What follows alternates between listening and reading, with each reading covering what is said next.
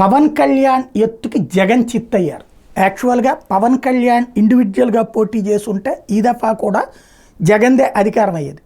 2014లో పవన్ కళ్యాణ్ పోటీ చేయకపోయినా తన మద్దతు కారణంగా తెలుగుదేశం భారతీయ జనతా పార్టీ కూటమి విజయం సాధించింది. కానీ 2019లో తెలుగుదేశం పార్టీకి పరోక్షంగా సహకరించినా కూడా విడిగా పోటీ చేసి తెలుగుదేశాన్ని మొదట పవన్ కళ్యాణ్ దెబ్బతీయడం వల్ల ఆ లెగసీని క్యాష్ చేసుకున్నాడు జగన్మోహన్ రెడ్డి, ఎక్కువ సీట్లు సాధించి. అయితే పవన్ కళ్యాణే 2 చోట్ల ఓడిపోవడం, అదే సందర్భంలో ఒక్క స్థానానికి జనసేన పరిమితం కావడంతో ఆ రోజు నుంచి వెటకారం చేయడం ప్రతిరోజు కూడా వైఎస్ఆర్ కాంగ్రెస్ పార్టీ వాళ్ళు చేస్తూ వచ్చారు. 2 చోట్ల ఓడిపోయినాడు అని. ఇక ఆ మాట అనే అవకాశం లేదు.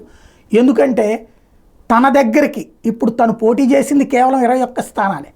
ఇప్పుడు వైసీపీని ఆ దగ్గరికి తీసుకొచ్చి పెట్టాడు. ఎట్ ద సేమ్ టైం కీలకమైనటువంటిది, తను పోటీ చేసిన 21 స్థానాల్లో 18 నుంచి 19 అంటే 90% విజయం, 90% విజయం జనసేనదైంది.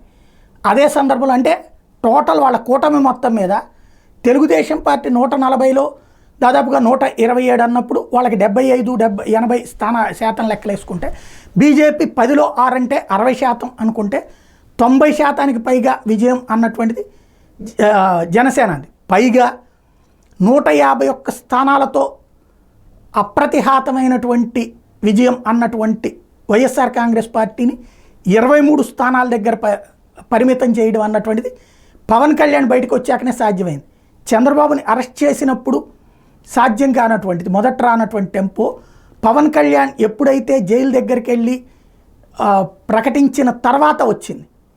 సరే, అతను త్యాగం చేశాడు. ఆ త్యాగం ముందు జగన్ని గద్దెదించి ఆ ప్లేస్ ఆక్యుపై చేసుకోవాలనుకోండి. అది ఇవాళ దాదాపుగా సాధ్యమైనట్టయింది. జనసేనాని వ్యూహంలో జగన్మోహన్ రెడ్డి విలవిలలాడాడు. 2009లో సాధ్యం కానటువంటిది, అప్పుడు రాజశేఖర రెడ్డి గద్దెదించాలనుకున్నది వాళ్ళ అబ్బాయిని గద్దెదించి ఈ రోజున రుచి చూపించినట్టయింది పవన్ కళ్యాణ్.